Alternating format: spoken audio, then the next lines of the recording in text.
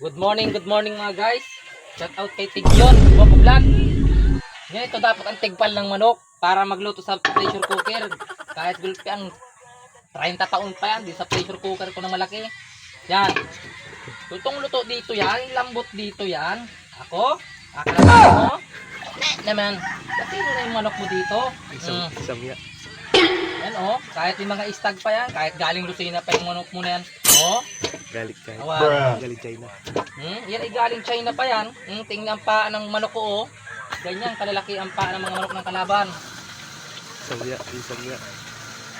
Isang ya. Yung mga samya pa na yan pa oh. Malalaki rin ng tigpan ng luya, sibuyas. Yan ganyan ang mga kung nagalit mo, nasabi ko sa iyo.